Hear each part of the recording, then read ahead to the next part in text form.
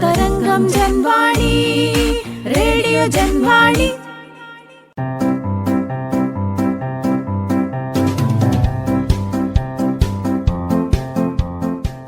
ഇപ്പോൾ വാരാന്ത്യ ലോക വൃത്താന്തം കേൾക്കാം. പ്രൊഫസർ ജെ ജേക്കബ് അവതരിപ്പിക്കുന്നു. വാരാന്ത്യ ലോക വൃത്താന്തം.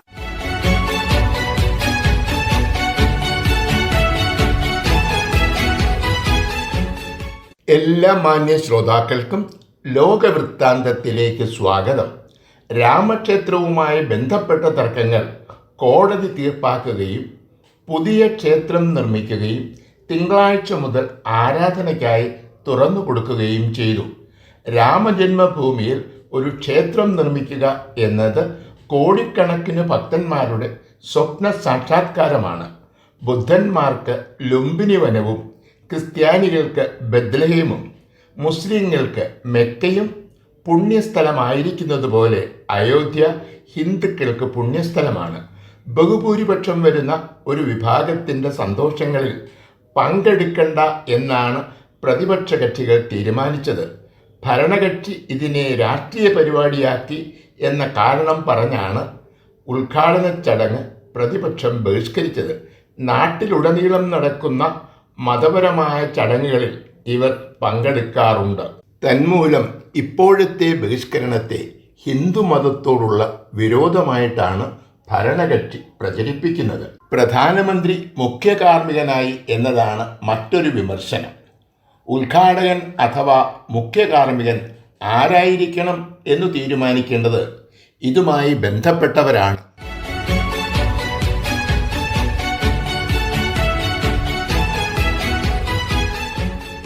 ഹമാസ് പാലസ്തീൻ യുദ്ധത്തെ തുടർന്നാണ് കുറഞ്ഞ വിലയ്ക്ക് റഷ്യയിൽ നിന്നും ഇന്ത്യക്ക് എണ്ണ ലഭിക്കാൻ തുടങ്ങിയത്. ഇന്ത്യയുടെ തൊഴിലില്ലായ്മ പരിഹരിക്കാനുള്ള ഒരു മാർഗമായി ഈ യുദ്ധം മാറുന്നു എന്നാണ് റിപ്പോർട്ടുകൾ സൂചിപ്പിക്കുന്നത്. ഏകദേശം 1.5 ലക്ഷത്തോളം തൊഴിലാളികളാണ് പാലസ്തീനിൽ നിന്ന് നിത്യവും ജോലിക്കായി ഇസ്രായേലിൽ എത്തിയിരുന്നത്. ഒക്ടോബർ 7 യുദ്ധം ആരംഭിച്ചതിനെ തുടർന്ന് പാലസ്തീനികളെ ഇസ്രായേലിൽ പ്രവേശിക്കാൻ അനുവദിക്കുന്നില്ല. ഇതുമൂലം ഇസ്രായേലിലെ നിർമ്മാണ പ്രവർത്തനങ്ങൾ ഏതാണ്ട് സ്തംഭിച്ചിരിക്കുകയാണ്. ഇന്ത്യയിൽ നിന്നും തൊഴിലാളികളെ ഇറക്കുമതി ചെയ്യാനാണ് ഇസ്രായേലിൻ്റെ തീരുമാനം. വടക്കേ ഇന്ത്യയിലെ ഹരിയാനയും ഉത്തർപ്രദേശും ഈ അവസരം മുതലാക്കാൻ മത്സരിക്കുകയാണ്. 10,000-കണക്കിന് അപേക്ഷകളാണ് ഇതിനകം ലഭിച്ചത്. നിർമ്മാണ മേഖലയിലാണ് തൊഴിൽ എങ്കിലും സാധാ ബിരുദധാരികൾ മാത്രമല്ല എഞ്ചിനീയറിംഗ് ബിരുദധാരികളും അപേക്ഷ നൽകിയിട്ടുണ്ട്. നാട്ടിൽ ഒരു ദിവസം 700 രൂപ കൂലി ലഭിക്കുന്ന ജോലിക്ക് 4,500 രൂപയും സൗജന്യ താമസവും ഭക്ഷണവുമാണ് ഇസ്രായേലിൻ്റെ വാഗ്ദാനം.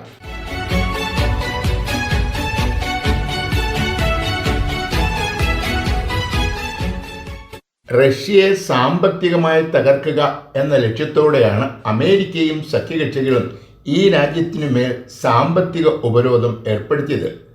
റഷ്യ ഉക്രൈൻ യുദ്ധം ആരംഭിച്ചതിനെ തുടർന്ന് സ്വീകരിച്ച ഈ നടപടി മൂലം അന്താരാഷ്ട്ര കമ്പോളത്തിൽ റഷ്യയ്ക്ക് എണ്ണ വിൽക്കാൻ കഴിയാത്ത സ്ഥിതിയുണ്ടായി.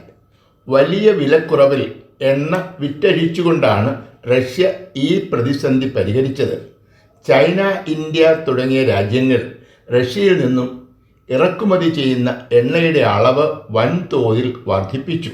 തന്മൂലം ഈ രാജ്യങ്ങൾ മധ്യേഷ്യയിൽ നിന്നും ഇറക്കുമതി ചെയ്തുകൊണ്ടിരുന്ന പെട്രോളിയം ഉൽപ്പന്നങ്ങളുടെ അളവ് ഗണ്യമായി കുറച്ചു.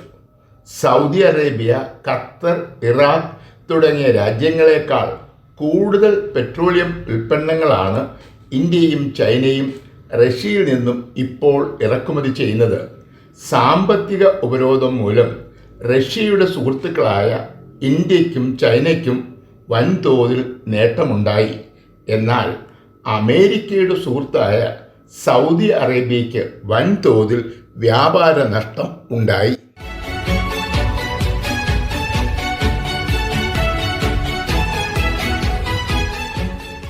ഹമാസ് ഇസ്രായേൽ യുദ്ധം തുടരുന്നതിനിടയിൽ മറ്റു രാജ്യങ്ങളിലേക്ക് കൂടി യുദ്ധം വ്യാപിക്കുകയാണ്.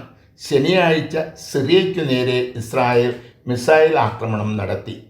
അതിഥികളായി സിറിയയിലെത്തിയ തങ്ങളുടെ 5 സൈനിക ഉപദേശകർ ഈ ആക്രമണത്തിൽ കൊല്ലപ്പെട്ടു എന്നാണ് ഇറാൻ ഔദ്യോഗിക വാർത്താ മാധ്യമങ്ങൾ റിപ്പോർട്ട് ചെയ്തത്. എന്നാൽ വിദേശ രാജ്യങ്ങൾ നൽകുന്ന വാർത്തകളോട് പ്രതികരിക്കാറില്ല എന്നാണ് ഇസ്രായേൽ പറഞ്ഞത്. ഇതിനകം ഇറാഖ്, സിറിയ, പാകിസ്ഥാൻ തുടങ്ങിയ രാജ്യങ്ങളെ ഇറാൻ ആക്രമിച്ചിട്ടുണ്ട്. ചെങ്കടലിലൂടെ ഇസ്രായേലിലേക്ക് പോകുന്ന കപ്പലുകളെ ഹൗതികൾ ആക്രമിക്കുന്നു. ഇറാന്റെ പിന്തുണയോടെ ലെബനോൺ കേന്ദ്രീകരിച്ച് പ്രവർത്തിക്കുന്ന ഒരു തീവ്രവാദി പ്രസ്ഥാനമാണ് ഹിസ്ബുൾ. ഇസ്രായേലും ഹിസ്ബുളും പരസ്പരം ആക്രമിക്കുന്നു. യുദ്ധം കൂടുതൽ രാജ്യങ്ങളിലേക്ക് വ്യാപിക്കുകയാണ്.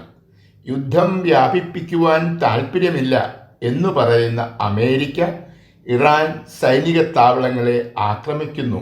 യുദ്ധം എവിടെയായാലും അമേരിക്കയിൽ നിർമ്മിച്ച ആയുധങ്ങളാണ് ഒട്ടുമിക്ക രാജ്യങ്ങളും ഉപയോഗിക്കുന്നത്.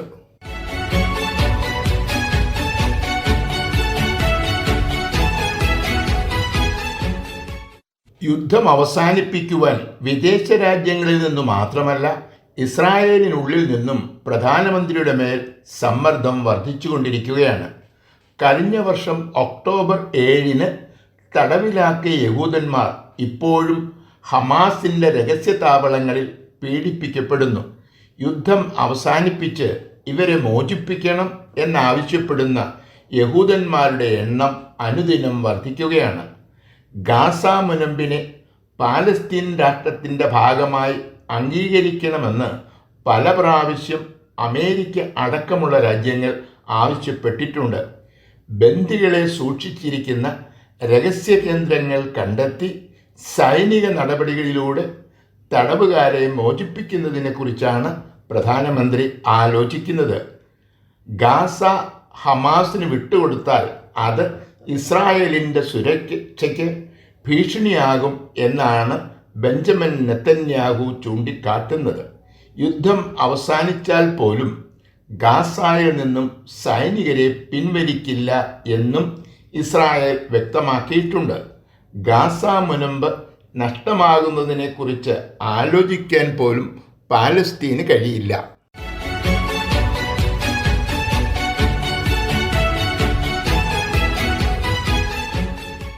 അമേരിക്ക ഇറാൻ യുദ്ധത്തിൻ്റെ സാധ്യതകളെക്കുറിച്ചാണ് ഇപ്പോൾ പല മാധ്യമങ്ങളും ചർച്ച ചെയ്യുന്നത്. സിറിയ, ഇറാഖ് തുടങ്ങിയ രാജ്യങ്ങളിൽ ഇരു രാജ്യങ്ങൾക്കും സൈനിക താവളങ്ങളുണ്ട്. സിറിയയിലും ഇറാഖിലുമുള്ള തീവ്രവാദി താവളങ്ങളെ ഈ അടുത്ത സമയത്ത് ഇറാൻ ആക്രമിച്ചു. കുവൈറ്റ്, ഖത്തർ, സൗദി തുടങ്ങിയ രാജ്യങ്ങളിലും അമേരിക്കയുടെ സൈനിക താവളങ്ങളുണ്ട്. ചെങ്കടൽ വഴി ഇസ്രായേലിലേക്ക് പോകുന്ന കപ്പലുകളെ ആക്രമിക്കുന്നത് പ്രത്യക്ഷത്തിൽ ഹൗതികളാണ്. എന്നാൽ ഇതിന് ചുക്കാൻ പിടിക്കുന്നത് ഇറാനാണ്. ലെബനോണിൽ നിന്നും ഇസ്രായേലിനെ ആക്രമിക്കുന്ന ഹിസ്ബുളിനെ നിയന്ത്രിക്കുന്നതും ഇറാനാണ്. ഇതുവരെ ഇറാനും അമേരിക്കയും നേരിട്ട് ഏറ്റുമുട്ടിയിട്ടില്ല. റഷ്യ ഉക്രൈൻ യുദ്ധത്തിലും ഹമാസ് ഇസ്രായേൽ യുദ്ധത്തിലും അമേരിക്കയുടെ എതിർചേരിയിലാണ് ഇറാൻ. ഇറാൻ ആണവായുധ നിർമ്മാണ പ്രവർത്തനങ്ങൾ മുടങ്ങിപ്പോയത് അമേരിക്ക ഇടപെട്ടതുകൊണ്ടാണ്. ഇരു രാജ്യങ്ങൾക്കുമിടയിൽ ഒരു യുദ്ധമുണ്ടായാൽ അത് മധ്യ ഏഷ്യയിൽ വലിയ പ്രതിസന്ധി ഉണ്ടാക്കും എന്നാണ് പൊതുവെ വിലയിരുത്തപ്പെടുന്നത്.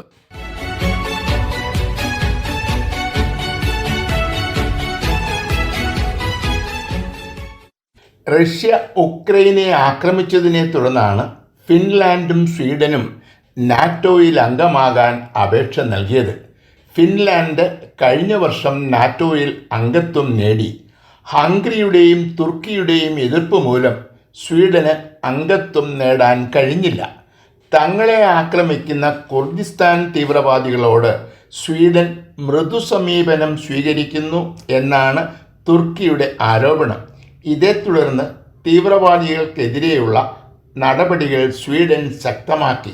F-16 യുദ്ധവിമാനങ്ങൾ നൽകാൻ അമേരിക്ക തയ്യാറാകണം എന്നായിരുന്നു തുർക്കിയുടെ മറ്റൊരാവശ്യം. അമേരിക്കൻ പ്രസിഡന്റ് ബൈഡൻ ഈ വിഷയത്തിൽ ഉറപ്പു നൽകിയതിനെ തുടർന്നാണ് സ്വീഡന്റെ അപേക്ഷ തുർക്കി പാർലമെന്റിൽ അവതരിപ്പിച്ചത്. സ്വീഡന് നാറ്റോയിൽ അംഗത്വം നൽകാനുള്ള ബില്ല് തുർക്കി പാർലമെന്റ് വലിയ ഭൂരിപക്ഷത്തോടെ ചൊവ്വാഴ്ച പാസാക്കി.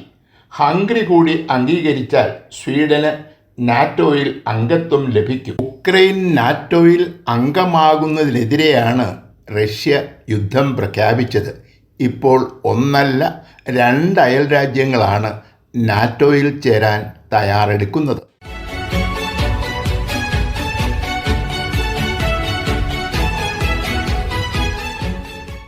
74 യാത്രക്കാരുമായി സഞ്ചരിച്ച റഷ്യയുടെ ഒരു യുദ്ധവിമാനം ഉക്രൈൻ അതിർത്തിക്ക് സമീപം മിസൈൽ ആക്രമണത്തിൽ കത്തിച്ചാമ്പലായി. ഒരാളും രക്ഷപ്പെട്ടില്ല.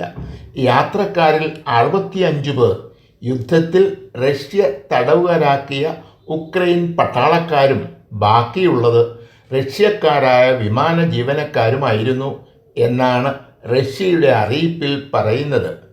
തടവിലുള്ള സൈനികരെ പരസ്പരം കൈമാറുന്ന പദ്ധതി അനുസരിച്ച് ഉക്രൈൻ സൈനികരുമായി പോയ വിമാനത്തെ ഉക്രൈൻ സൈന്യം ആക്രമിച്ചു എന്നാണ് റഷ്യ ആരോപിക്കുന്നത്. ഇങ്ങനെ ഒരു വിമാനം വരുന്നതായും വ്യോമപാത സുരക്ഷിതമായി നിലനിർത്തണമെന്നും റഷ്യ തങ്ങളെ അറിയിച്ചിരുന്നില്ല എന്നാണ് ഉക്രൈൻ പ്രതികരിച്ചത്. തങ്ങളെ മോശക്കാരായി ചിത്രീകരിക്കാൻ റഷ്യ മനഃപൂർവ്വം ഒരുക്കിയ ഒരു കെണിയായിട്ടാണ് ഉക്രൈൻ ഈ സംഭവത്തെ കാണുന്നത്. എന്നാൽ ഈ വിമാനത്തെ ആക്രമിച്ചത് തങ്ങളുടെ സൈനികരാണ് എന്ന് ഇതുവരെ ഉക്രൈൻ സമ്മതിച്ചിട്ടില്ല. വിശദമായ അന്വേഷണം നടത്തിയതിനു ശേഷം പ്രതികരിക്കാം എന്നാണ് സെലൻസ്കി മാധ്യമങ്ങളെ അറിയിച്ചത്.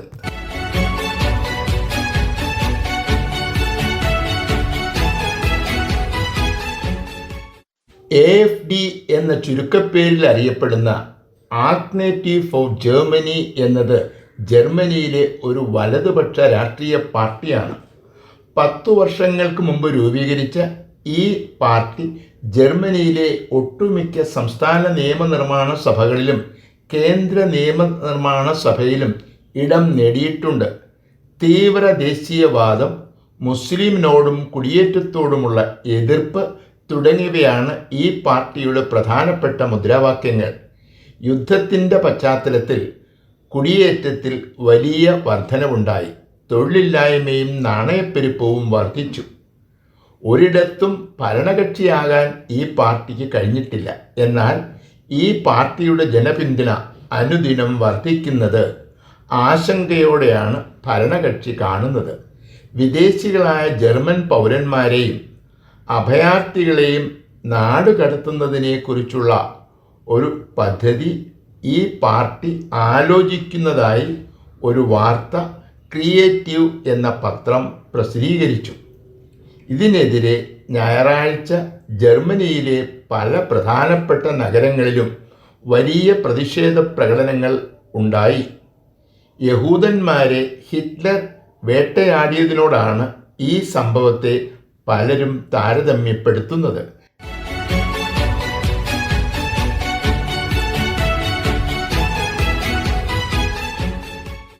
ഇന്ത്യക്കാർക്കെന്നതുപോലെ തന്നെ ഓസ്ട്രേലിയയിലെ ജനങ്ങൾക്കും ജനുവരി 26 ദേശീയ ആഘോഷങ്ങളുടെ ദിവസമാണ്.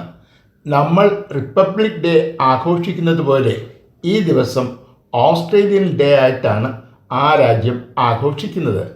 ക്യാപ്റ്റൻ കുക്കിൻ്റെ നേതൃത്വത്തിലുള്ള കപ്പൽ സമൂഹം ഓസ്ട്രേലിയയുടെ കിഴക്കേ തീരത്തെത്തിയത് 1788 ജനുവരി 26-നാണ്.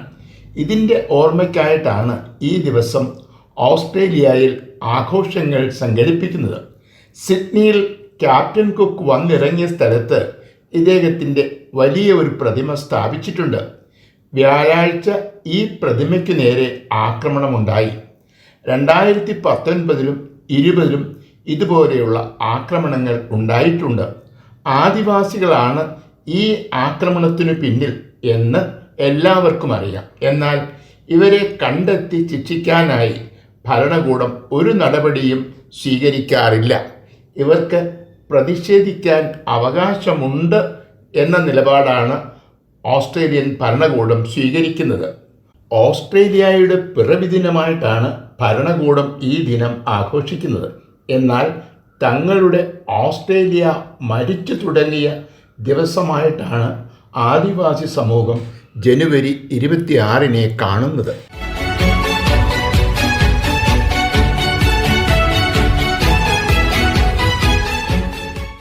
വാരാന്ത്യ ലോക വൃത്താന്തം.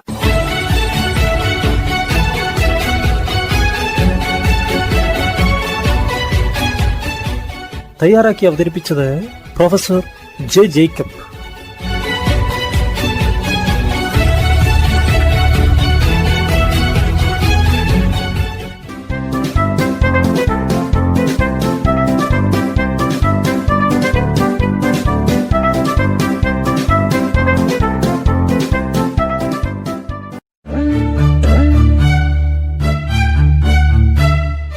നിങ്ങൾ കേട്ടുകൊണ്ടിരിക്കുന്നത് ജൻവാണി 90.8 കമ്മ്യൂണിറ്റി FM.